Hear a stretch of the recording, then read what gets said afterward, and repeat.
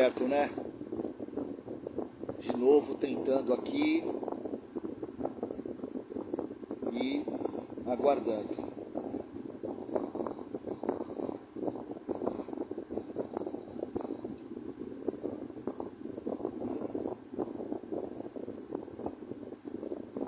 Olá, Fernanda, tudo bem? Boa noite. Fernanda Fischer está aqui com a gente, uma grande honra. Fernanda, estou apanhando aqui para colocar o professor Nicolas Sbrana, hein?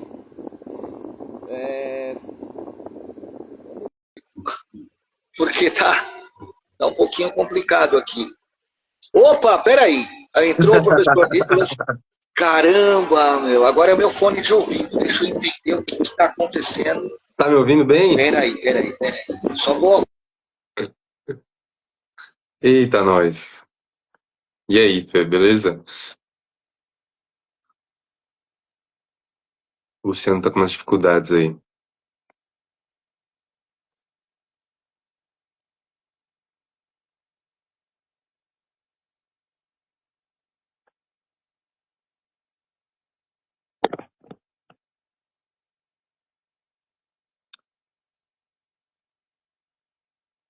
Deixa eu ver, o Nicolas está aí. Tô aqui, e aí, tá me ouvindo? Vou tentar ouvir.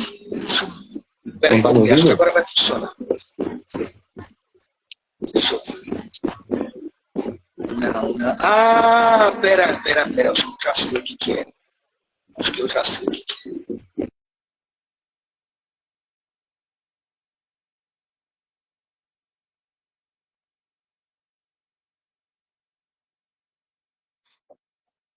Olá. Nicolas, boa noite. Você me ouve? Opa, tô ouvindo, você tá me Ah, ouvindo? agora também. Agora sim, Ah, configurei. Opa, alegria te ver. conseguimos! Puxa vida. É um prazer muito grande. Muito obrigado por estar aqui, tá?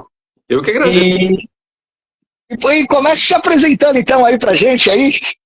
Cara, eu tô tentando fazer, que eu tô tentando compartilhar a live Sim, no Instagram, tá. mas só aparece a opção de compartilhar via link. Não, mas olha, não tem problema. Qualquer coisa, a gente vai deixar aqui no Rio do Instagram e também no YouTube. E aí eu te passo o endereço no YouTube e a gente compartilha. Quem não acompanhar agora, acompanha depois gravado. Tá joia? Beleza, tá joia, tá Bom, fechou. então vamos lá. Apresentação do professor Nicolas Sbrana. Bom, boa noite aí, pessoal. Queria primeiramente agradecer ao convite aí do Luciano. Fiquei muito feliz principalmente de revê-lo, né? Porque fazia muito tempo que a gente não se falava. É, eu vou fazer uma apresentação breve, tá? E aí depois a gente entra nos detalhes. Eu sou educador musical há quase 7 anos já.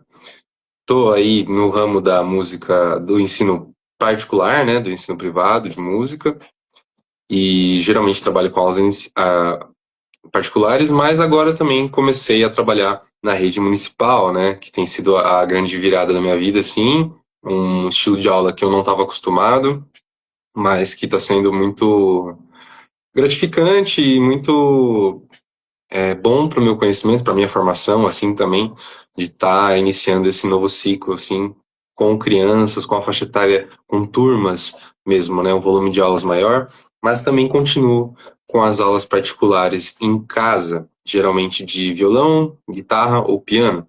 Para quem não sabe, eu tenho a formação pelo Instituto de Artes da Unesp, né, eu sou bacharel em composição, fiz o curso lá desde 2020, me formei nesse ano, e tô no início aí apesar de eu ser professora 7, né, eu me formei só esse ano aqui, que a gente sabe, né, tem que trabalhar, tem que correr atrás, então eu já comecei a dar aula logo que entrei na universidade. E é isso, cara, tô muito animado de estar aqui, obrigado pelo convite, Luciano. Opa! Então, eu queria que você falasse sobre essa nova fase sua de lecionar, porque, como você falou, faz um tempo que a gente não fala, a gente não Sim. conversa, e eu não estou sabendo disso. É pela Prefeitura de São Paulo, na educação, na cultura, qual a faixa etária? Fala um pouquinho sobre isso. Existe um edital, um projeto chamado Projeto Música em Rede, né? Ele é um edital de 2024, é coordenado pela Elaine Berzag e também esqueci o nome da outra menina que coordena, mas a Elaine é uma das meninas que coordenam. E ele tem o intuito de contratar instrutores de música, né? A gente sabe que dentro da lei o ensino musical é um ensino obrigatório. Porém, essa lei ela não é cumprida. Apesar de ser obrigatória, ela não é cumprida. Então, a fim de facilitar o cumprimento dessa lei, foi criado esse projeto. É uma coisa no início, né? Uma coisa que não é... Tá, aí o projeto existe há mais de 2 anos, né? Mesmo o edital sendo de 2024, mas 2024 passou por uma revisão, aumento, cada dia tem mais instrutores, e nele eu tô em duas escolas, né, Luciano? Eu tô em uma EMEI e em uma MF, né? Escola Municipal de Ensino Infantil e Escola Municipal de Ensino Fundamental. Então eu estou trabalhando com as faixas etárias aí desde 4 a 6 anos, mas também do quarto ano do fundamental ao nono, né? Então, são faixas etárias que eu já havia trabalhado, né? Mas nunca em classe, nunca em turma.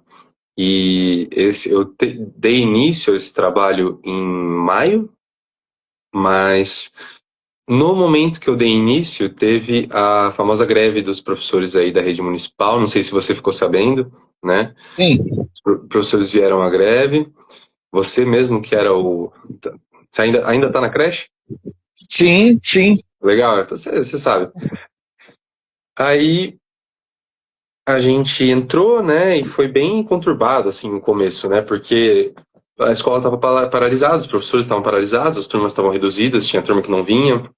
Então, o começo do trabalho foi bem difícil, assim, mas aos poucos as coisas foram andando, desde do fim da greve, né, que veio aí, as coisas se normalizaram e a gente conseguiu voltar às atividades normalmente. Desde então, eu estou com uma carga horária de 12 horas, né, em cada escola. São dessas 12, 10 horas são de aula, né, então eu estou dando 20 horas de aula na EMEI e na MF. Na EMEI, eu trabalho mais com musicalização infantil, então a construção de uma noção musical, de uma percepção, de uma introdução, né? A gente pensa na educação infantil que a criança ela não tem que ser ensinada a ser um músico, né? A criança ela precisa passar por experiências e ter vivências, né? Não só na música, mas culinária. A escola que eu trabalho, que se chama a EMEI Madalena Caramuri, Madalena Caramuru. Antigamente ela se chamava EMEI Emanuel Preto e as professoras da rede fizeram uma pesquisa. Nessa pesquisa elas identificaram que o Manuel Preto ele foi um bandeirante, né? Que a gente no começo, né, da vida ouve falar que os bandeirantes eram desbravadores, que eles eram heróis, mas na realidade eles eram escravocratas, né? Eles faziam a perseguição dos povos indígenas. Então não há sentido em como fala, endeusar ou em fazer uma homenagem à figura do bandeirante, sendo que era uma figura em sua essência cruel, né? E que não é algo que a gente. Será que a gente quer. Essa indagação que elas fizeram, né? Será que a gente quer que a nossa escola tenha esse nome, né? Será que a gente quer que a nossa escola tenha o nome de uma figura que remete a isso, né? E nesse sentido, elas fizeram a alteração do nome, né? Foi de Emanuel Preto para Madalena Caramuru, que é uma mulher indígena, uma das primeiras mulheres indígenas a ter destaque, assim, e a conseguir furar a bolha, né, e aparecer realmente, né? Então é uma figura muito importante. Não só isso, mas a maioria das professoras da EMEI são mulheres, né? Eu sou o único professor homem. É até bem engraçado porque não existia tanto a necessidade de um banheiro masculino, né? Até então para os professores. E aí quando eu entrei tiveram que falar, eita, agora a gente precisa ir atrás de fazer um banheiro masculino para você, né? Ou fazer não, né? Mas utilizar o espaço que a gente tem. Então, está sendo uma experiência bem rica. A, A EMEI em si me acolheu muito bem, as professoras são incríveis de lá, elas fazem um trabalho incrível, voltado para o reconhecimento de território, né? E o que isso significa seria a criança entender onde ela está pisando, que aquele território é dela, que existiram também, fazem um ótimo trabalho na apresentação dos povos indígenas, né? Os povos originários, as pessoas que estavam aqui antes da gente, as pessoas que tinham esse território aqui antes da gente. Cada sala tem um povo, né? Então a gente tem a turma Krenak, a turma Caigangue, a turma Guarani. É um ambiente muito rico, assim, graças às professoras que trabalham lá, e facilita muito o meu trabalho porque eu tenho um escopo em qual eu devo trabalhar, assim, a gente foca a musicalização, mas dentro dessa musicalização eu trago também muitas referências de povos indígenas e, e vivências, né, brincadeiras, músicas, canções. É sensacional. Na EMF é um pouquinho diferente. Na EMF não existe nada que eu... Existe o currículo da cidade, né? Mas não tem nada específico. Então é meio aberto. Eu posso escolher o que eu vou trabalhar. Nisso, eu escolhi começar a trabalhar com o canto coral, que era uma coisa nova até então para mim, mas desde então estou usando os materiais do guri. E dentro desse canto coral, eu escolhi porque é uma coisa muito flexível, muito maleável. O coral, a gente tem várias formas de coral tradicional, né? Mas ele também pode ser muito bem desconstruído e adaptado para diversas formas. Então, eu tenho o privilégio de estar numa escola que tem uma variedade rica de instrumentos de percussão, e dessa forma abre-se a possibilidade, o leque, né, das coisas que eu consigo trabalhar. Então, realmente, eu ainda estou entendendo esse processo, eu ainda estou introduzindo os alunos ao fazer musical, a técnica vocal, cantar sem se machucar, mas também percepção, rítmica, tentar sempre trabalhar dentro da realidade deles, né, que é o mais difícil, porque eu preciso primeiro me inteirar com eles para conseguir, né? E isso tem sido um desafio muito grande, mas muito recompensador, porque enriquece, né? Eu aprendo muita coisa com eles, eu estou sempre me renovando enquanto professor, né? E tem sido incrível, cara. Muito cansativo, porque eu tenho dado aulas de manhã, tarde e à noite, né? Por dia eu chego a dar 7 a 8 horas de aula, e não é a mesma coisa que 7 a 8 horas de trabalho, né?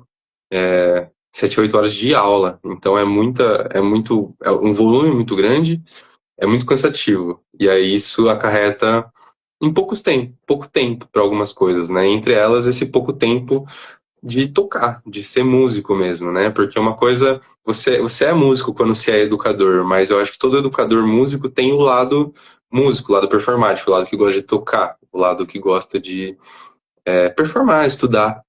E esse lado tem ficado um pouco de lado, assim. Mas eu acho que faz parte do momento, sabe? Eu acho que existe um certo, uma certa paciência que se deve ter para esperar as coisas se acalmarem, porque é uma coisa nova, é uma coisa que eu nunca fiz na minha vida, logo eu tenho que dar muita atenção para fazer um trabalho bem feito, né?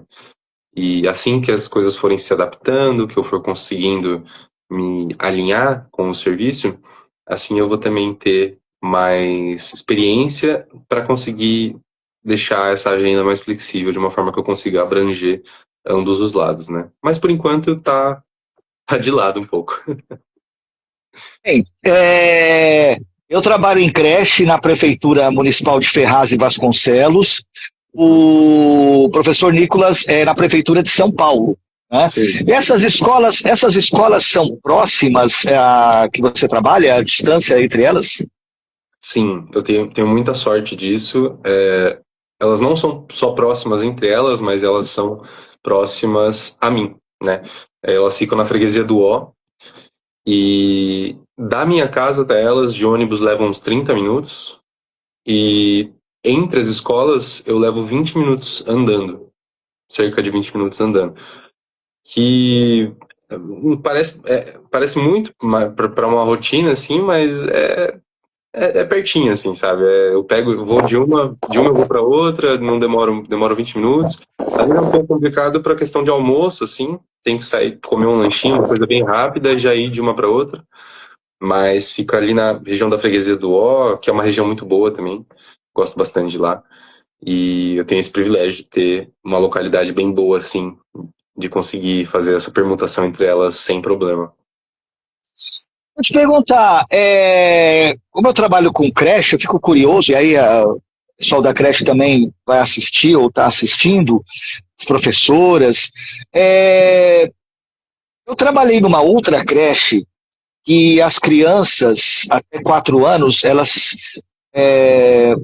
tinham musicalização, mas somente com basicamente, pode falar que é somente, instrumentos de percussão.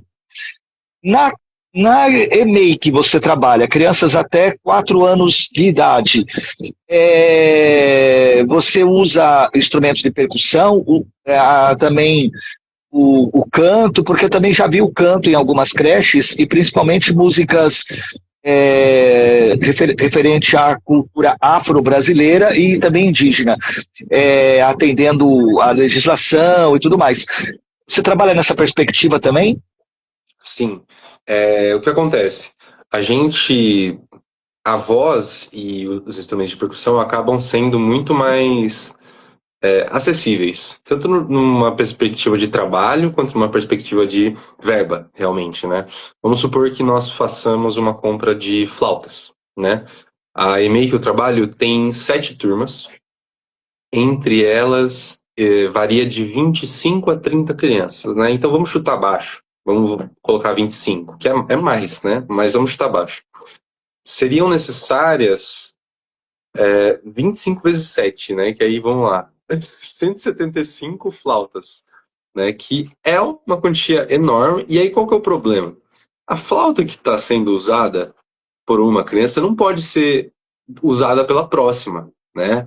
Você precisa, se a flauta é daquela criança, só aquela criança pode usar aquela flauta, né? A não ser que seja feito todo um trabalho de higienização do instrumento, o que não tem estrutura para ser feito. Eu não consigo higienizar 175 flautas.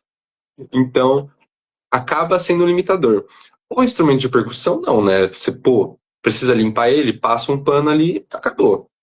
A voz, cada um tem a sua. Então, tem essa perspectiva sanitária da coisa, de você ser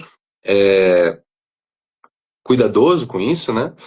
Mas também existe a perspectiva de que o instrumento de percussão ele pode ser mais facilmente absorvido pela criança, a ideia, né? Porque a percussão ela pode ser feita com o pé, com a mão, né?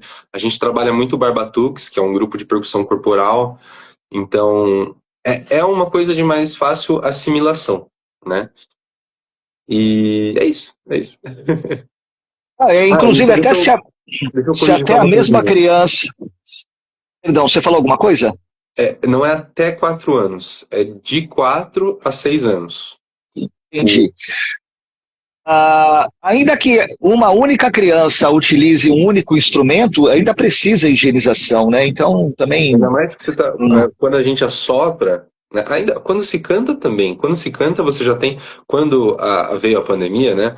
As pessoas que faziam apresentações de vocais, né? Você vê que tudo te cantava com como é que chama aquilo? A máscara ou um protetor. A máscara abafava, então o pessoal reclamava que a máscara abafava o som. Quando começou a flexibilizar, que começaram a cantar sem máscara, a pessoa entrava num cubículo, assim, ou pelo menos ficava com um painel transparente na frente. Porque quando você canta, você projeta muito, então você joga os micróbios, assim, ainda mais na época do corona, né? E as pessoas não tinham como saber o quanto exatamente ia, então tinha que ser muito cuidadoso. Num instrumento de sopro, era muito mais. É que não é tão jorrado assim pra frente, mas se você for ver, tem gente que vai tocar o trompete, assim, até em orquestra, essas coisas, cai baba o trompete, tanto ar que você coloca ali, o trompete vaza baba. Então não é incomum você ver isso. Então flauta, essas coisas, são coisas que você tem que ter muito cuidado para não ter essa transmissão direta.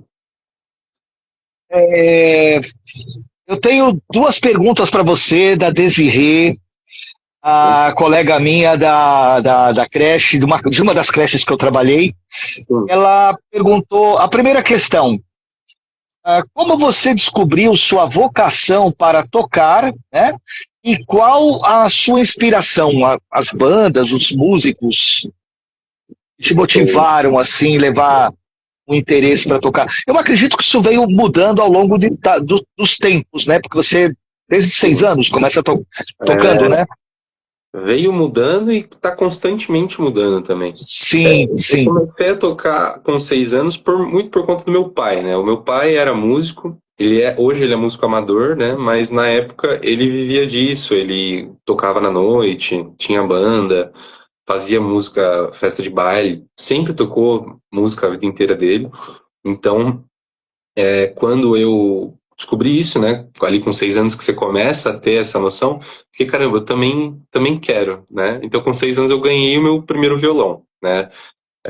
E a partir dali eu consegui treinar mais, então meu pai sempre me começou a me ensinar, né? Ele começou a me ensinar os primeiros acordes, a escala pentatônica, e eu ficava ali, ficava ali. Aí quando viram que eu tava gostando mesmo, me colocaram numa escolinha de música, escolinha de bairro, assim, chamava Rock Cia, na época.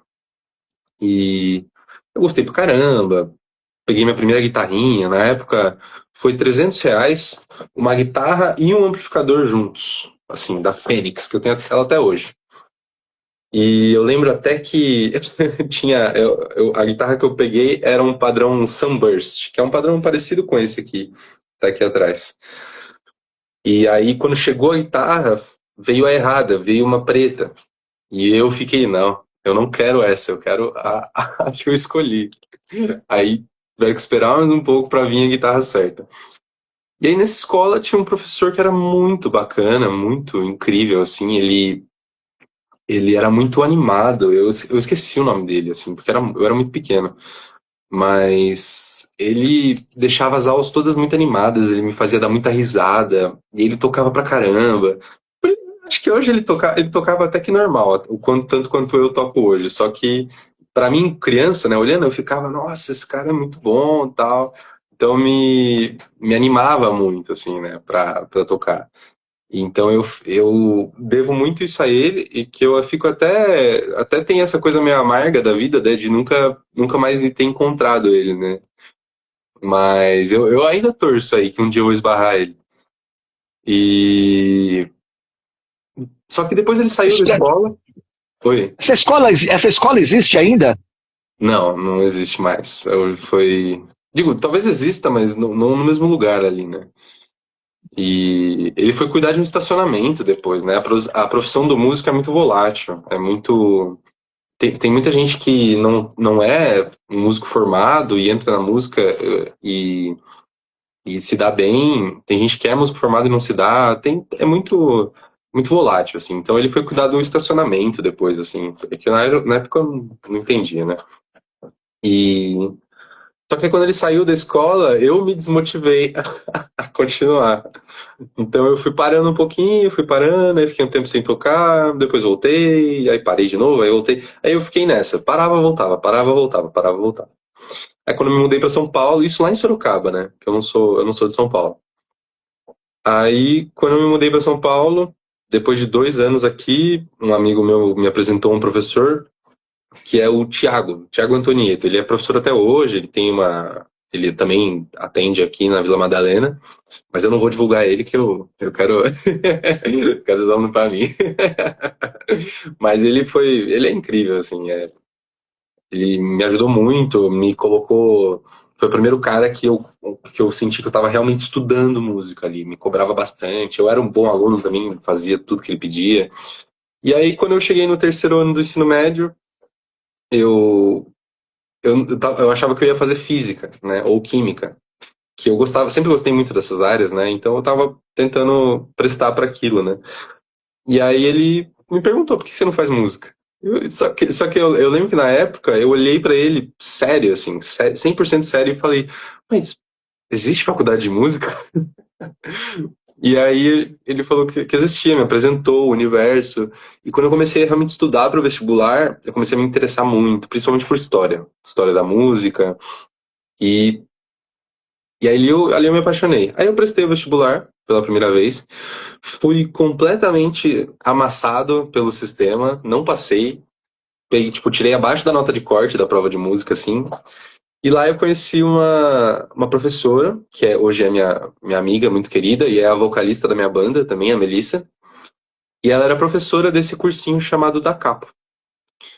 Nesse cursinho, eu descobri enquanto eu estava prestando a prova, eu descobri que muitas pessoas ali que estavam prestando a prova fizeram, e muitas passaram.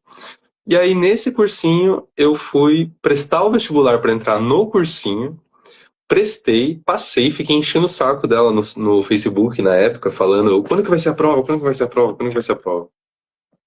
E aí passei, entrei no cursinho, fiz o cursinho, conheci muita gente legal lá, foi incrível para mim. Entrei na Unesp, virei professor do cursinho, fiquei lá durante 6 anos da minha vida, porque foi no meio, eu entrei em 2020, né? Então eu entrei, eu tive 2 semanas de aula e pandemia. E aí me formei depois de 6 anos. Muita coisa mudou. Eu fiquei um pouco desacreditado com esse meio acadêmico, porque é uma música clássica, né? Muito elitista, é muito. Se você não toca muito bem um instrumento de orquestra, você não vai participar de orquestra. E eu toco guitarra, né? Como é que eu vou? Aí o mais próximo que eu podia ir é o violão clássico, que, pô, é legal, mas eu gosto bastante. O violão clássico, eu precisei estudar para prestar a prova, né? E melhorou muitas coisas da minha técnica. Eu devo muito ao estudo que eu tive de violão clássico. Mas não era o que eu queria, né? E então ficou muito nisso. E aí o curso que eu prestei, né, que é o curso de composição, não existe mercado de compositor, sabe? Porque o compositor, e aí a gente está entrando um pouco na minha filosofia, tá? Isso é o que eu penso. O compositor, ele não deveria ser um curso à parte. Tipo, a composição, a criação musical, o fazer da arte, ele não deve ser. Você não precisa fazer um curso que é só isso, né? Você tem. Isso é o básico da arte, né? É você criar, é você fazer. Então, lógico que podia ser uma especialização, assim, eu penso. Mas não é porque a pessoa fez um curso de composição que ela é compositora. E não é porque ela não fez um curso de composição que ela não é compositora. Existem muitas pessoas que compõem super bem e nunca fizeram um curso de composição, né? Então, foi esse choque que eu tive, né? E aí é um choque que todo estudante de composição tem, basicamente, porque se você não se alinha com o que está ali dentro, você entra nessa crise de tipo, putz, então eu não pertenço aqui, onde que eu pertenço, né? E aí foi quando eu conheci a Marceline, né? A gente começou como uma banda para fazer uma festa lá na faculdade, uma festa de música emo. E nisso a gente foi indo, vimos que nós nos dávamos bem, nós pensávamos bem como músicos, nós éramos bons músicos, então a gente foi indo. E aí eu descobri que, putz, eu posso fazer as duas coisas. Eu posso ter esse lado, eu posso ter esse aqui também. E aí, mais perto da formação, eu fui, tipo, foi batendo aquilo, né? Cara, eu vou me formar, com o que eu vou trabalhar agora, né? E aí eu me dei conta que eu já estava trabalhando com o que eu queria desde o começo. Porque desde que eu entrei na faculdade, era professor do cursinho e dava as aulas particulares. Então, quando eu me dei conta, as coisas se clarearam muito, eu fiquei muito mais tranquilo, sabe?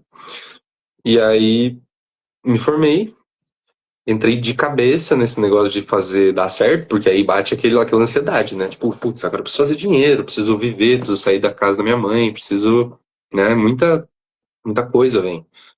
Então, que antes a faculdade sendo integral, né? Não tinha tempo para fazer outras coisas. Você trabalhava de bico, você trabalhava quando dava, você trabalhava quando você tinha tempo para trabalhar. Agora tem tempo de sobra, né? Porque não tem mais faculdade. Aí entrei nessa coisa de virar influencer, de ser.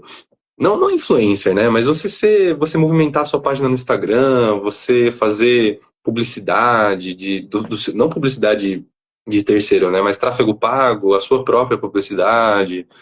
achei, odeio. Se for para ser sincero, odeio. Eu não nasci para ser marqueteiro, eu nasci para ser músico, professor, mas faz parte, né? Tem que saber vender seu pão. Então, é isso. Assim, eu sei que ela fez uma pergunta de 2 linhas e eu fiquei falando por 15 minutos, né? Não, não, excelente. Estou aqui prestando atenção. Eu queria saber que música seu pai tocava, os gêneros musicais na noite trabalhando, e também queria que você falasse para quem não conhece o que é esse gênero musical emo, né? Uma variação do rock. Sim, sim. Vamos lá, meu pai tocava rock, né? Ele tocava rock, hoje seria chamado de rock stoner rock, assim. E que é um rock anos 70, anos 80, muito voltado para psicodelia. Mas como ele tocava muito, né? Ele tocou de tudo, né? Tocou as coisas mais pops, tocou. Mas ele gostava bastante de. Ele até hoje gosta muito de Pink Floyd, né? Mas Queen, Deep Purple, Yes. Talvez eu não saiba dizer exatamente o que ele tocava, mas eu sei que era nessa linha, assim. E eu sempre fui pro rock mais pesado, né? Sempre gostei do. Ele me apresentou isso, eu gostei. Aí eu comecei a conhecer o Slipknot, comecei a conhecer o emo ali, o Fall Out Boy, My Chemical Romance, que são bandas emo, que é uma vertente do rock que fala um pouco mais sobre de uma forma um pouco mais melancólica sobre esses sentimentos, porque acaba até falando sobre os mesmos sentimentos, né? Mas é uma coisa um pouco menos psicodélica, um pouco menos, como fala, subjetiva, um pouco mais objetiva no que se trata sobre amor, sobre solidão. Era o famoso rock triste da época, né? É, ainda na pergunta da Desirê, ela perguntou quais os artistas que te inspiraram, né? Assim, se você Ah, puder verdade, fazer verdade. essa linha do tempo desde criança até hoje. Nossa, no começo eu gostava muito do Steve Vai. Nossa, achava um animal, assim. Ainda acho ele um dos melhores guitarristas aí. Só que aí eu era uma criança que eu ouvia pouco, sabe? Eu ouvia muito as mesmas coisas. Então eu não tinha essa abertura desse leque, assim. Acho que, e aí quando eu fui crescendo, assim, mais pra adolescência e pra vida adulta agora, eu fui conhecendo outras coisas, fui conhecendo Joe Bonamassa, Jeff Beck, que são referências minhas para guitarra, né? O próprio Matheus Assato, eu não vejo ele como o, o pináculo que algumas pessoas veem, assim como o John Mayer também, mas eu gosto de roubar, eu gosto de roubar no bom sentido, mas de olhar o que eu acho legal do que aquele músico faz e aprender na minha técnica também, né? Então, esses são alguns nomes, mas eu sempre gostei muito de metal pesado, assim, então Slipknot, o Gojira, na minha adolescência foi muito marcante, porque eu sempre fui uma pessoa muito reclusa, assim, muito retraída, muito para dentro, sabe? E aí, esse gênero musical de gritaria, de porrada, era uma forma de escape, assim, né? De você libertar um lado que você não normalmente não é, porque eu sempre fui muito grandão, né? Então eu sempre fui estabanado e tal. E aí eu ouvia muito isso de me retrair para não incomodar, para não, sabe? E às vezes você vai incomodar, e às vezes o problema não é você, né? Às vezes o problema é o outro, e você não pode fazer nada. Se você incomoda só por existir, né? Aí o que você vai fazer, né? Então, Você passou pelo Steve Vai, né, no início, que sim, aliás é fantástico. conheço. E aí o que mais? Você vai lembrando de destaque até os dias atuais. O Joe Satriani, né, que o Steve Vai foi aluno, né? Sim. O Jeff Beck, que é uma coisa que eu conheci um pouco mais recente, assim. Putz, cara, agora. Eric Clapton. Sabe que não? Tipo assim, o Eric Clapton é bem. eu gosto bastante, né? Mas como eu era essa pessoa que eu ouvia pouco, quando eu cheguei a conhecer o Eric Clapton, eu já tinha outras referências que eu gostava mais do som, sabe? Tipo, eu prefiro muito mais o Joe Bonamassa do que o Eric Clapton, assim, sabe? Eu gosto do Eric, acho que ele é muito bom em sentido de composição, assim, mas em questão de guitarra, assim, eu não me chama atenção. Mas tem o que escreveu Cliffs of Dover, que é o. Ah, eu vou ter que pesquisar, que agora eu dei uma. Deu um branco, mas sensacional. Eu cheguei a estudar ele uma época. É o Eric Johnson. Eric Johnson, né? Ah, e, e aí acho que foi isso, assim, de guitarra. Eram poucos, assim. Eram poucos, mas eram bons, assim. E Mas eu queria perguntar, e o Santana? o Santana, eu acho que ele cai no mesmo bolso que o Eric, pra mim. Eles são incríveis, eu reconheço o legado deles, né, a história deles, mas como referência pessoal, assim, eu não tenho muito. Minha mãe ouvia bastante, né, minha mãe gostava bastante de Santana, a gente tinha uns CDs no carro, né, mas eu gostava, eu conheci o Santana numa época que eu gostava de Iron Maiden, sabe, eu tava muito na vibe do Iron Maiden, do Slipknot, então eu ouvia o Santana e ficava meio, música de, sabe, que música calminha, não era muito legal.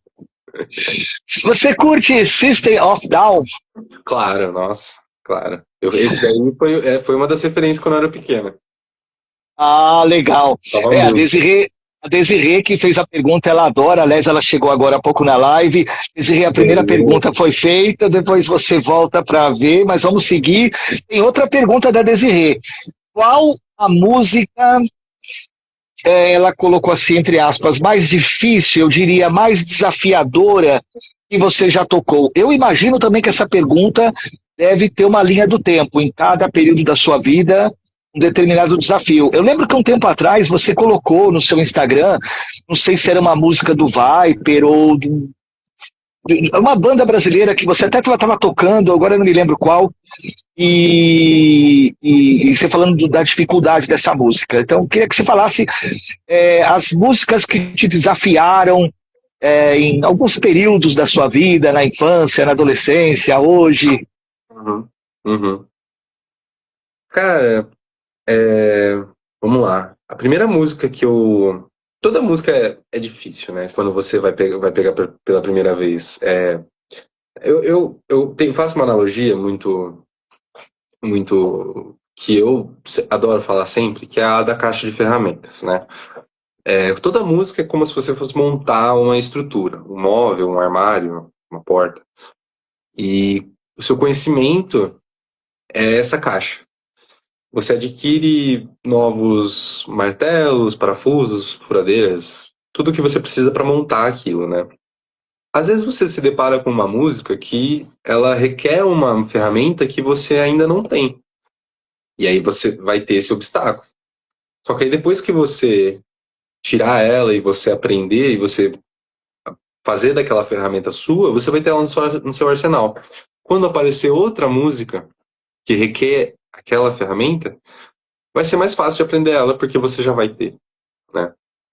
E no começo, a que mais me deu porrada, assim, foi uma que chama Sultans of Swing. Conhece? Dire Straits, né? Dire Straits, isso. E eu lembro que eu tava com esse professor aí, ele tava me ensinando, esse primeiro professor, e eu teve uma hora que eu comecei a chorar. Eu tinha acho que 9, 10 anos, eu comecei a chorar no solo da música, eu não tava conseguindo tirar. E aí ele me perguntou, isso até é uma história engraçada. Ele me perguntou por que se eu tava tudo bem e tal. E eu com tanta vergonha de falar que eu tava chorando porque eu não tava conseguindo tirar a música, falei que eu tava triste porque era a música favorita de uma tia minha que tinha falecido. E aí tadinha, ela realmente tinha falecido, mas eu não sei se ela gostava de Dire Straits. Só que na hora eu fiquei tão sem jeito, sabe? E eu Uhum. criança, né? Eu menti mesmo. Aí ele passou a mão na minha cabeça, falou, ô, tadinho, não, fica tranquilo.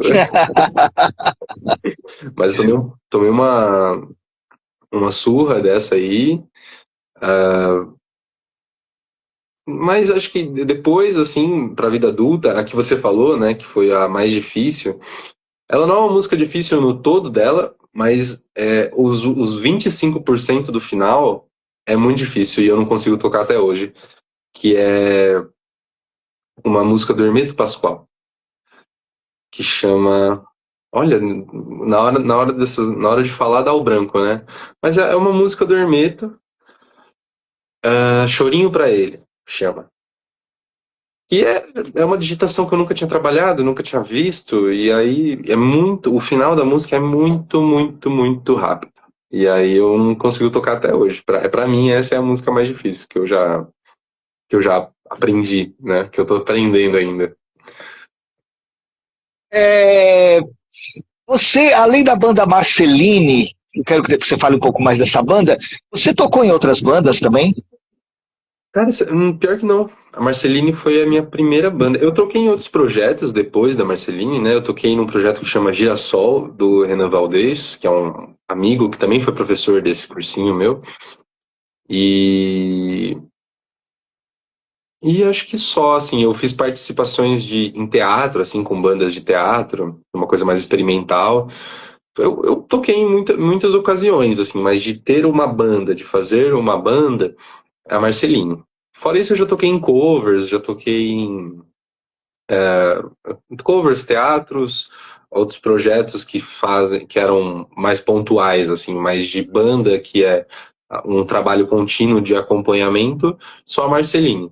Eu estou com planos agora de fazer um novo projeto com um amigo meu, tentando voltar nessa questão de não ter tempo, e aí fazer esforço para ter alguma coisa, sabe? Então, mesmo não dando, não, vamos fazer, vamos tentar, vamos atrás, porque senão, se você ficar só parado, as coisas não acontecem, né?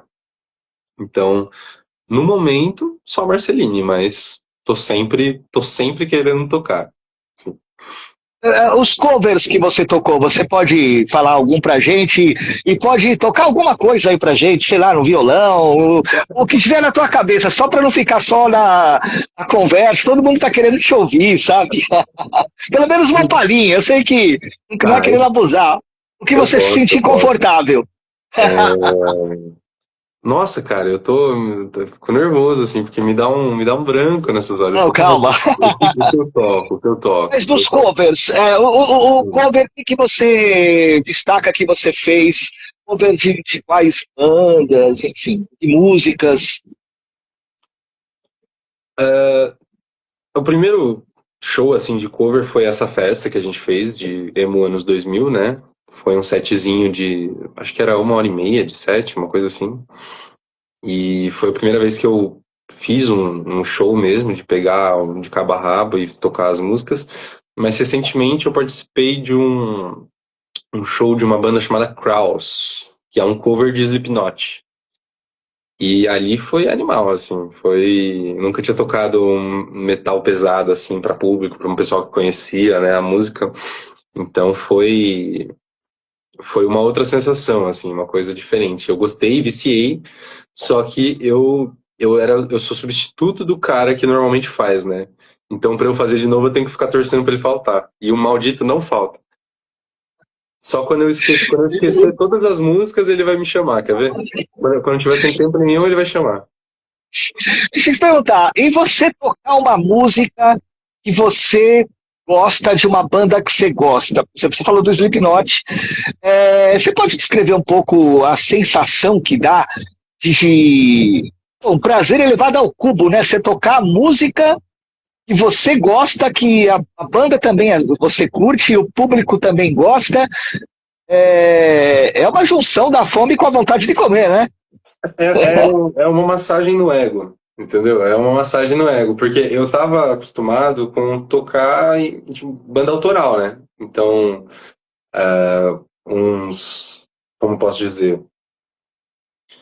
músicas que as pessoas ainda não estão na cabeça, né, das pessoas. Hoje a Marceline tem algumas músicas conhecidas, mas por quem acompanha a gente, né, por quem está sempre nos shows, e o que já é muito legal, né, já.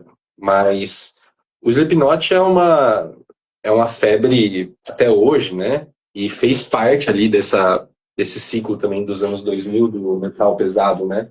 Foi uma banda revolucionária. Tô ajeitando aqui as coisas, tá? Pra Ah, tocar. tá beleza, tranquilo. Vamos lá. E, e nesse esquema, né, nessa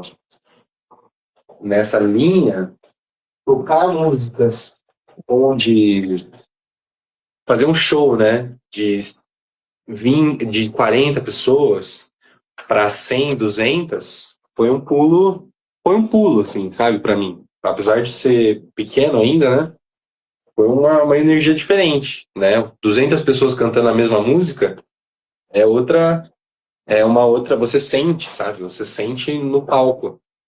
Então, todo mundo A pulando, energia. fazendo moche, se empurrando, gritaria, porrada. É tudo que eu gosto, entendeu? Então foi sensacional. E aí a diferença é essa, né? Você ter uma pequena parcela das pessoas que estão no show sabendo a música e estando ali por causa daquilo, ou você ter todo mundo. A energia soma, sabe? A energia de todo mundo que tá ali soma e vira uma coisa absurda, assim, de bom, né? Uma vibe maravilhosa, né? Fico Uma imaginando aqui. vibe indescritível. Você colocou as palavras E certas. você chegou a tocar em algum local que você foi assistir show? E como foi a emoção, se isso aconteceu? Que eu já fui assistir show. Não, você, por exemplo, ia em algum local para assistir shows. De repente, você foi a esse local para se apresentar. Aconteceu isso na mesma casa que Não, você. Não? ainda não. Ainda não. Ah, Mas mas quem sabe um dia. acontecerá. Não, assim, se for para ser sincero, já aconteceu. Mas são casas Aham, de shows pequenas, né? Então, tipo, um dia você tá tocando, no outro você vai ver uma banda de um amigo seu que tá lá também, que vai fazer show lá também. Então, se for pra ser sincero, sim, mas eu não nesse sentido que você tá falando, de tipo, você se vê no lugar que antes você queria estar. Agora eu tô nesse lugar, de ver um show grande e falar, nossa, será que um dia eu vou estar ali, sabe? Putz, agora eu não tô achando o cabo. É uma sensação que dá um frio na barriga, assim, sabe? De tipo, nossa, aham. será que eu vou conseguir, né? Será que eu vou chegar ali? Mas E, só o tempo dirá. e me diz uma coisa, você ah, dorme, acorda, fica com alguma música na cabeça, ou vem algum acorde, ou vem uma composição inédita? Como que é a cabeça do músico? Vai vindo, você anota se vem alguma coisa diferente? Quais as músicas que estão na tua cabeça, no teu sonho hoje? Cara, às vezes é muito interessante você ter tocado nesse assunto, porque muitas vezes a coisa que o músico menos faz no tempo livre dele é pensar em música. Ainda mais se ele é uma pessoa que trabalha com isso, né? Então, às vezes, quando chega o momento de descansar, às vezes eu tô saturado já. Às vezes eu tô. Então, é um esforço, assim, eu preciso me colocar para fazer mesmo. Falar, não, vem aqui, vamos fazer. Porque senão não sai. Então, às, às vezes eu tenho ideias, assim, mas a Marceline, ela compõe muito nos próprios ensaios, sabe? Então a gente acaba fazendo as coisas muito em conjunto, ali no momento, né? Já na faculdade de composição, né, que foi a que eu próprio me formei, ali tinha demanda, então eu tinha que entregar uma música pro final do semestre. Não tem essa de, tô inspirado ou não tô inspirado. Se você tá inspirado ou não tô inspirado, você tem resposta. Você vai me provar se você, entendeu? Se você tem coragem. Então você tem que ser Ah, meio e você canta também ou não? canto. Canto, eu canto, mas eu não canto bem. Não, tudo Tem bem, não, diferença. então, mas você pode tocar e cantar também alguma música que você gosta aí? Pra gente ou não? Ou só tocar? O que você prefere? Não, acho que cantar não. Acho que cantar não Tá consigo. bom, tá bom, tá bom. Tá, tá pronto aí ou não? Tá pronto, cara. Agora, o que Ó, nós vamos cantar e tocar? ó, por exemplo, da sua infância, alguma coisa que você lembra, que ficou afetivo, uma memória. Pode começar por aí, e depois uma mais Olha, atual, que tá na... você me lembrou de o primeiro solo que eu tirei na minha vida, que foi uma música chamada Knocking on Heaven's Door. Conhece? Sim, Guns N' Roses. On the Road. Aliás, você curte o guitarrista do Guns? O Slash, Isso. eu curto, e aí quando eu tava tendo aula com esse Thiago aí, ele falou, o Slash não toca nada, ele só faz pentatônica, e aí eu fui percebendo, eu fiquei, caraca, realmente, o Slash ele é da hora, ele é muito bom, ele não é esse Deus que as pessoas falam, né? Então eu fui me desmistificando, e aí eu acho que quando a gente tem esse negócio do mentor, né? A gente Sim. meio que se espelha e tenta, ainda mais quando você é criança, né? Você tenta copiar, né? Então por muito tempo eu fiquei, Slash não toca nada, Slash não toca nada. Mas hoje eu acho que ele é um puta guitarrista, um cara que revolucionou algumas coisas na época ali, principalmente na figura, né? Hoje em dia, ele é da época que tocar guitarra era legal, né? Tipo, nossa, um guitarrista. Hoje em dia ninguém acha mais. Você também toca guitarra é legal. Acho que um dos últimos dos Guitar Hero, né, que tinha essa meta que os jovens queriam ser um guitarrista, né? O Lulu Santos passou por isso, né? Então, eu acho que foi uma das últimas gerações que os solos de guitarra ainda era um desejo, né? Hoje talvez mais querer ser um influencer, mas já foi ser um guitarrista muito, muito forte. Quem sabe volte, né? Eu tô tentando lembrar aqui. Quem sabe volta. É, Eu tô tentando lembrar a é, música aqui pra não passar vergonha. quer, quer tocar um pouquinho aí no computador só para pegar ou não? Vamos ver, né? Vai lá. Passa vergonha Vamos não. ver. Todo mundo aqui te adora, te acolhe e te admira. Como é que tá o som aí? Tá bom, tá bom. Pra Tá mim bom, tá tá bom. alto, então você baixar um pouquinho. Ah, toca um pouquinho mais para eu perceber aí, deixa eu ver. Eu-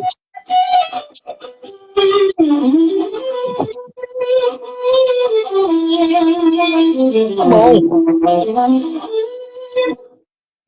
legal. Bom, pra mim tá bom.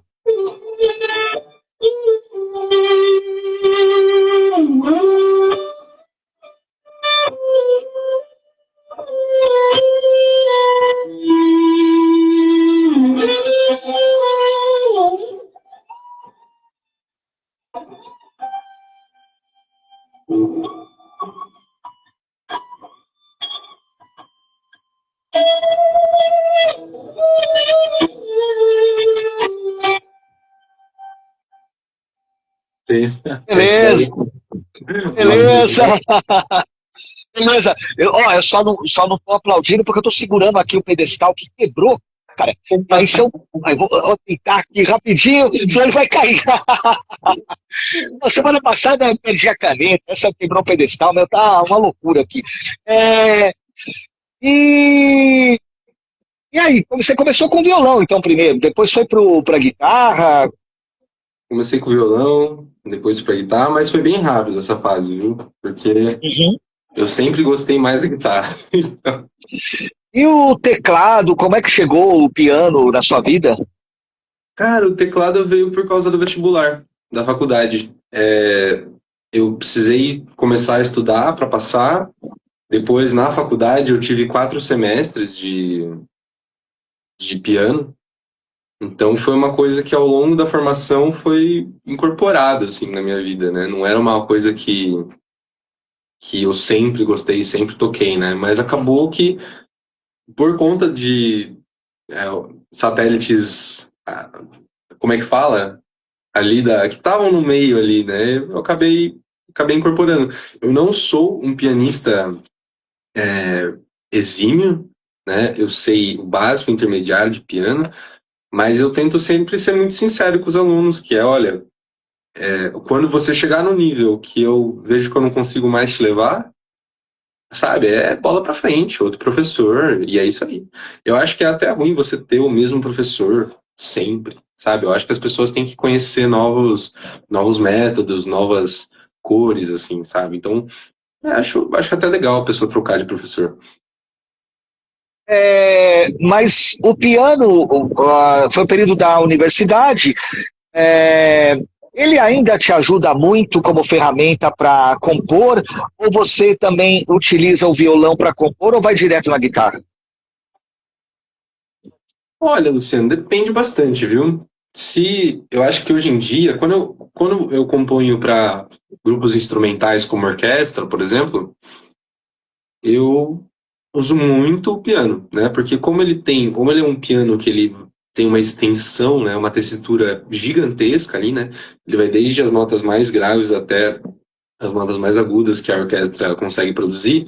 Ele serve muito bem como um mapa, como uma visão assim, né, da orquestra. Então, até por isso que se ensina tanto o piano na faculdade de composição, né? E então, quando eu vou compor para grupos instrumentais maiores, assim, geralmente piano. Mas se eu tô fazendo uma música de rock, eu geralmente vou pensar no riff, né? Então, se eu tô com uma ideia.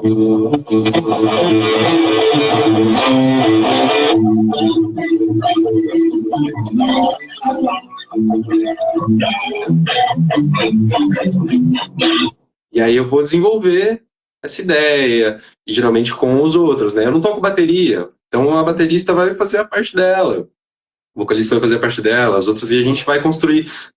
Da minha experiência, a composição da faculdade, né, ela é um processo muito solitário, ela é muito recluso, é muito de você se fechar no seu mundinho, fazer a ideia e depois ir ensaiar.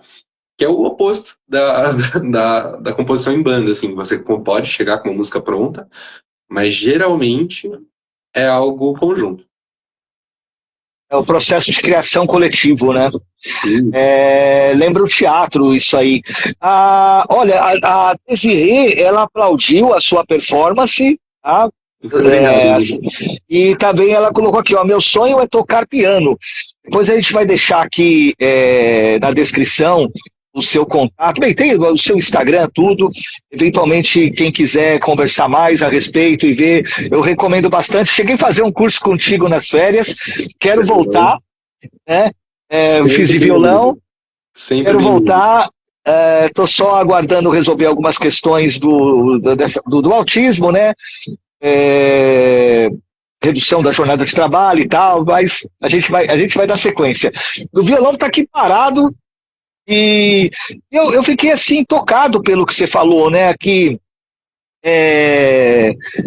você está lecionando manhã, tarde e noite e, pô, embora você toque há anos e é um músico maravilhoso, um cara, para mim, meu, você é um músico excêntrico, meu, toca demais, meu. Então, não, sensacional, meu, sensacional. E é só acompanhar algumas performances suas aí no Instagram. Nossa, cara, pelo amor de Deus. Eu sempre tive um orgulho muito grande de ser seu aluno. Falei, porra, tô sou aluno de um cara que é fera, né, meu? Caramba, meu. E aí me chamou a atenção você falar, nossa, eu tô lecionando manhã, tarde e noite, e aí eu sinto o tempo, ele vai ficando curto, e para eu fazer algumas outras atividades da música, como músico, banda e tal. E eu lembro que você falou também, numa aula sua, quando eu tinha 6 anos eu tinha o que a gente, quando é adulto, não tem, né? Que é o tempo, né? Então, treinava bastante. Eu vi também no Steve Vai que ele ficava o dia todo estudando, né? E saiu da escola, inclusive, resolveu parar os estudos e fez bem, fez ótimo, foi muito bom que ele fez isso. E meu, deixa eu te perguntar, guitarra, eu queria que você falasse um pouco sobre o que você acha aí do U2, acho que você vai achar também dessa linha do Santana e do Eric Clapton, eu quero te ouvir. ou do Guns, né? Vai U2 e Metallica. Pô, legal. Tá. U2 eu não conheço tanto. O Guns e Metallica eu consigo falar mais. Guns eu era vidrado no Guns quando eu era pequeno. Gostava muito das músicas, tipo, não só do Slash, mas eu gostava das músicas, sabe? Tipo, eu achava muito boas. E até hoje eu acho, né? Até hoje eu acho, mas é que hoje ela não é mais minha referência só, não é aquilo que eu. Existe o. É um passado que eu respeito, sabe? E agora o Metallica, ele foi para mim um divisor de águas, assim, sabe? Uma coisa. Da mesma forma,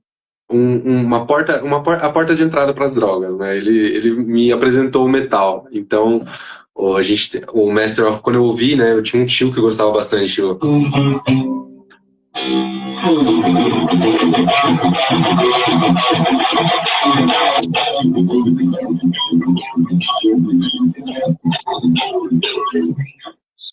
Então, o clássico, né? Mas depois eu fui descobrindo outros álbuns deles, assim, que eu acho até mais legais, bem melhores. E aí eu fui entrando no metal, né? E aí esse Metallica me apresentou o Iron Maiden, o Iron Maiden me apresentou o Metallica, eu não sei quem veio primeiro na minha cabeça, assim, na minha vida. E depois eu fui só cada vez mais descendo o buraco, até eu chegar nos podres dos podres, no pesado do pesado. E o Metallica ele tem uma grande importância histórica, né, pro metal, tanto de técnica quanto de composição.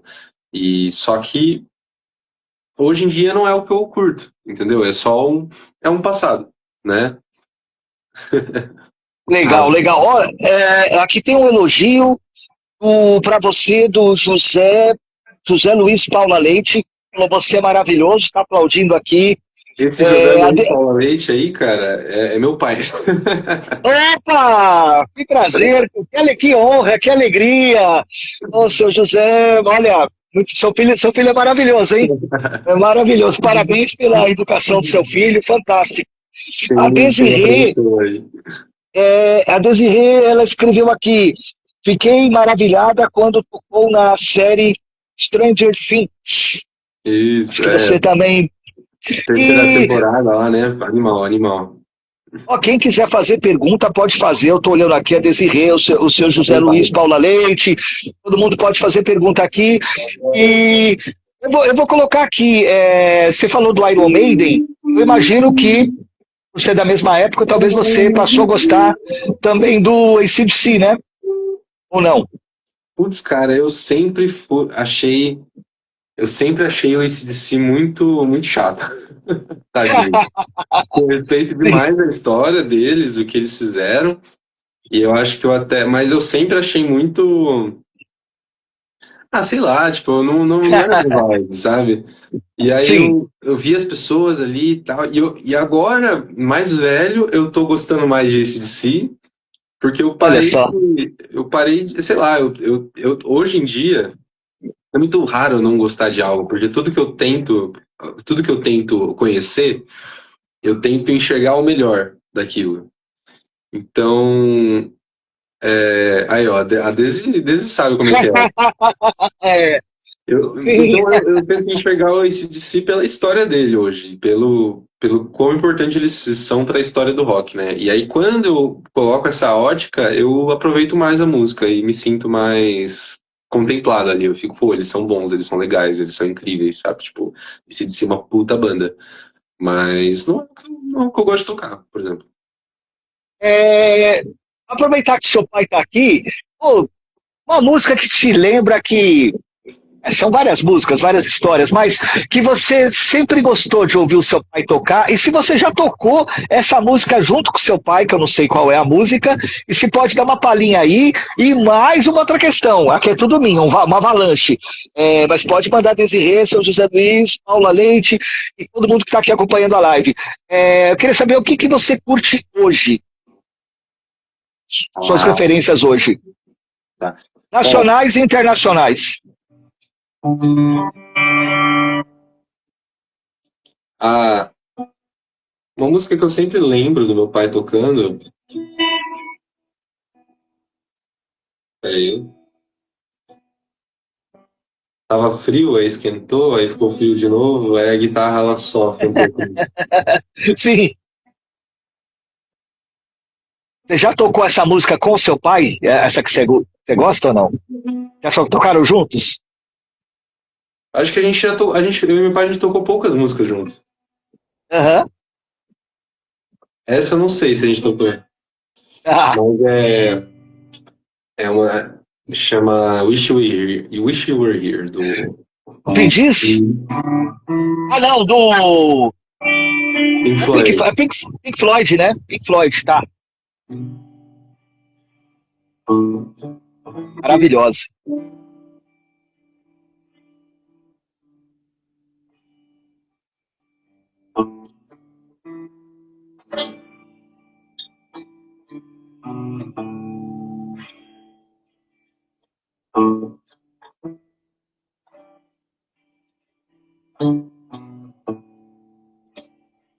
A Desirê curte esse som também, hein?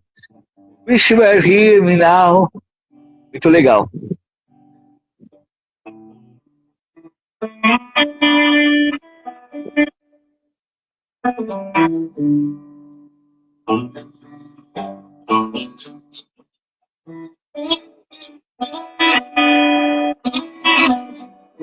Esqueci.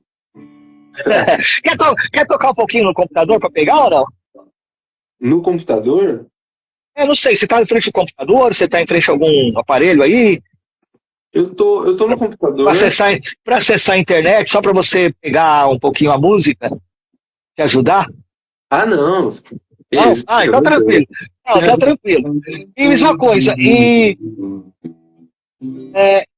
a banda Marceline, dá para tocar alguma coisa aí que vem à cabeça ou não? Ah, dá pra tocar. Opa!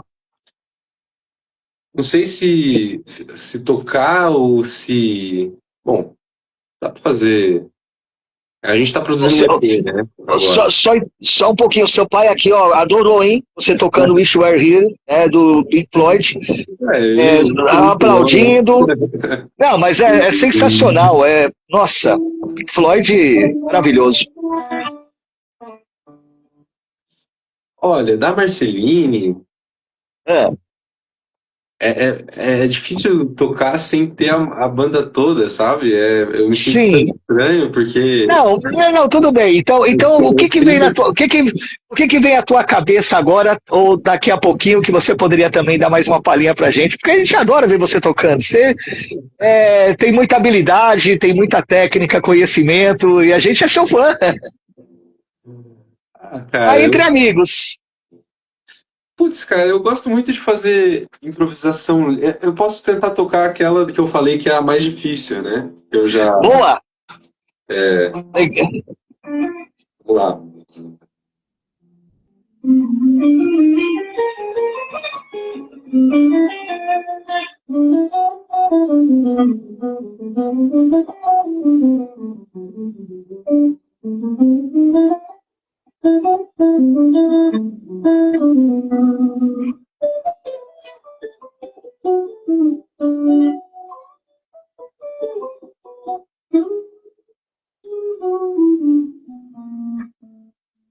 Aí eu já esqueci.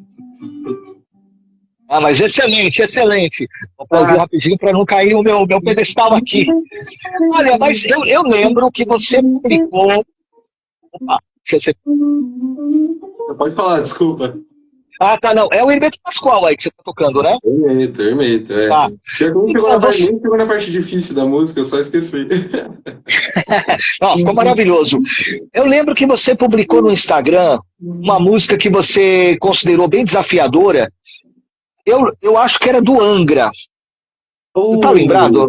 Sim, Não sim. foi? Putz, cara, mas você tá me jogando só na fogueira? Não, não, não, não, não, não, não, não. Não, foi só lembrando. Esquece, esquece, passa, passa. É porque eu lembrei que você colocou no seu Instagram, como eu acompanho, Nossa, né? sim, sim. E eu não tava lembrando o nome da banda, tava confundindo com o É Viper, o mas é o Angra. Angra. É o Angra. Nossa, cara, eu preciso voltar a estudar ela. Eu tô parado, eu tava querendo estar tocando muito mais. Você curte bastante o Angra e também o Viper ou não? Viper eu não conheço, você acredita? Aham. Mas o Angra, ele fez parte, assim, bastante da história. E o gênero jazz, já que você falou de improvisação e tal, você curte também? Cara, eu não curtia. E aí, por sorte, eu tive um professor esse Thiago, né? Ele me aplicou a filosofia que eu acredito que é o que eu aplico até hoje nos outros, que é o músico ele precisa saber um pouco de tudo, ele precisa conhecer. Mesmo que você seja um cara que gosta de metal, você precisa pisar um pouco no jazz, ver, conhecer, sabe? Experienciar. E então ele sempre fez isso comigo, sempre me incentivou a ir atrás, né? E me cobrou para estudar. E desde que ele me cobrou, lá em 2017, 18, eu gosto bastante de jazz. E você já teve a oportunidade de tocar jazz, fazer alguma, ou se não tocou, improvisar bastante, alguma jam session de você, sei lá, se soltar bastante no show, talvez até com a Marceline, e a coisa Sim, rolar um pouco de diversão ou não?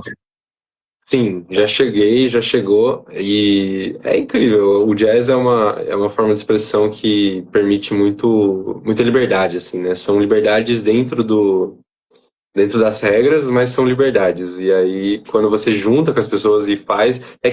Essa é uma coisa que faltava muito na minha vida, e quando eu descobri, eu não quero mais deixar de fazer, que é fazer música em conjunto com os outros, é muito melhor do que fazer música sozinho, né?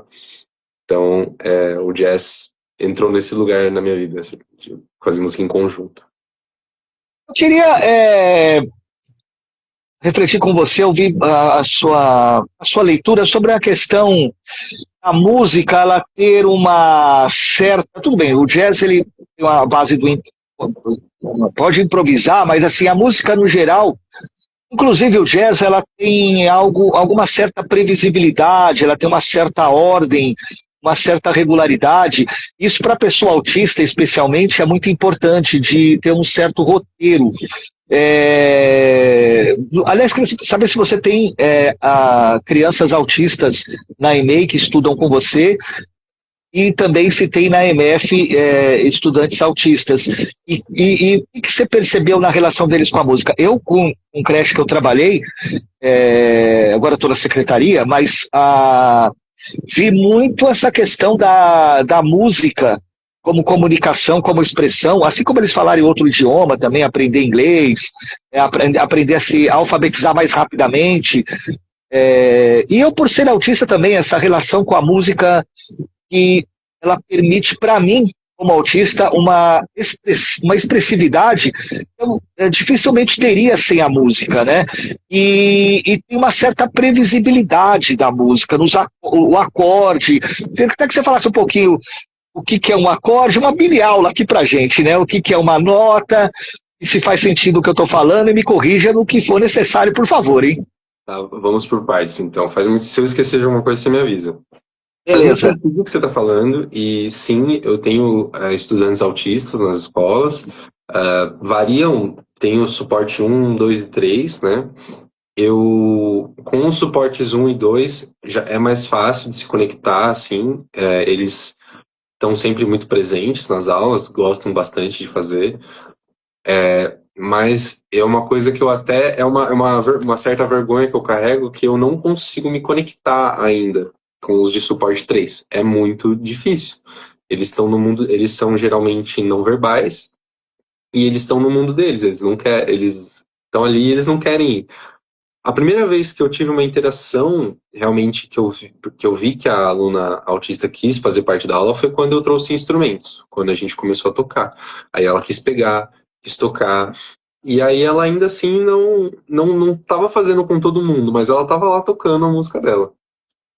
E tem uma grande participação. Antes de vir para cá, eu estava com a ideia de que a gente ia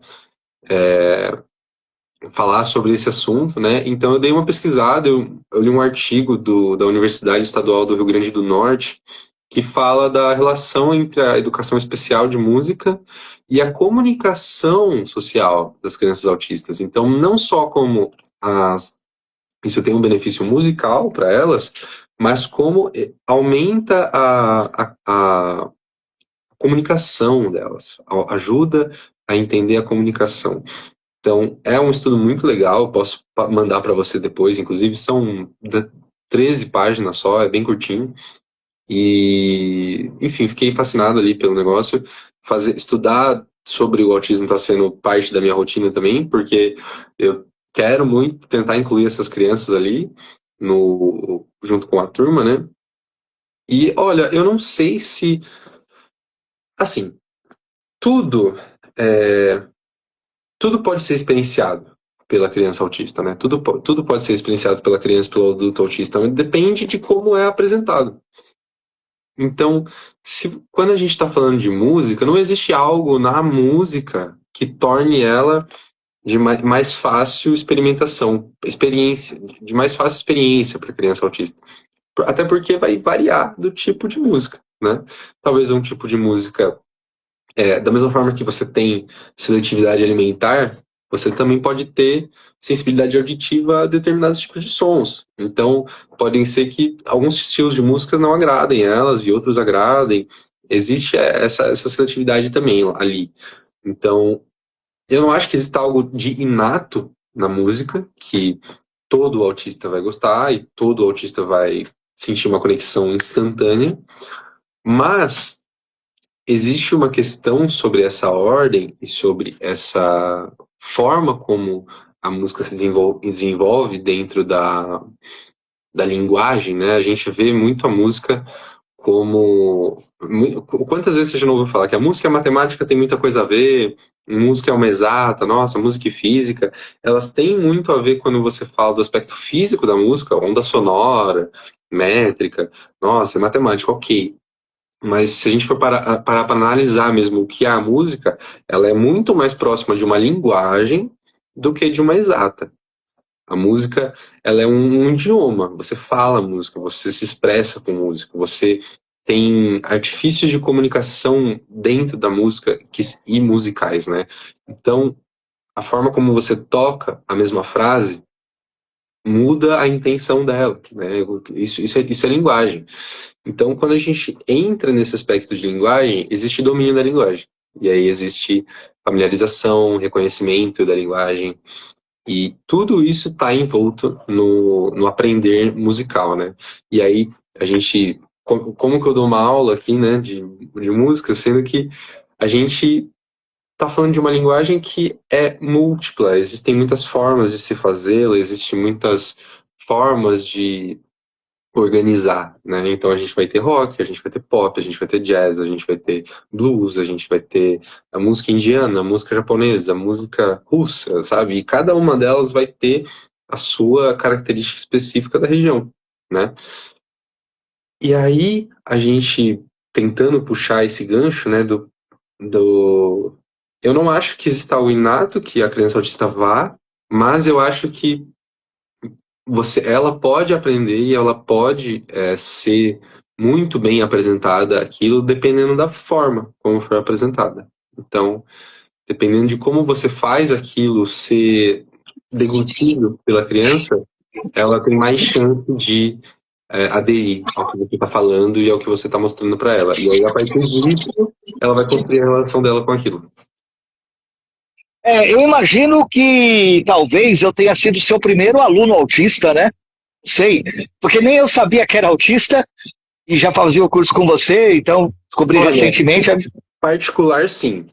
Particular, sim. Em turma não, por causa do cursinho. Então, sempre tinha Sim. um ali. E me diz uma coisa, a Desirê está falando legal aí o seu trabalho com as crianças autistas, diz também da importância na medida do possível, conversar com os pais dessas crianças também.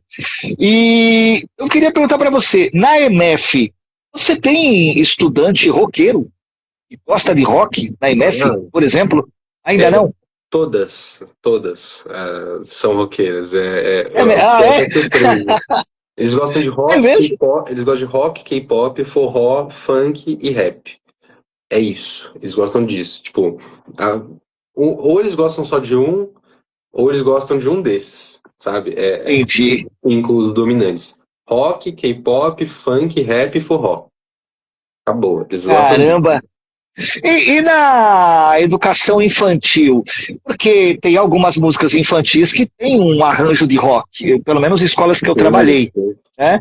Não, na É, educação infantil, eles ainda estão construindo esse senso de gosto, né? Eles não têm ainda um gosto pessoal, né? Eles não sabem ainda. Eles, tipo assim, eles gostam da música se você apresentar para eles.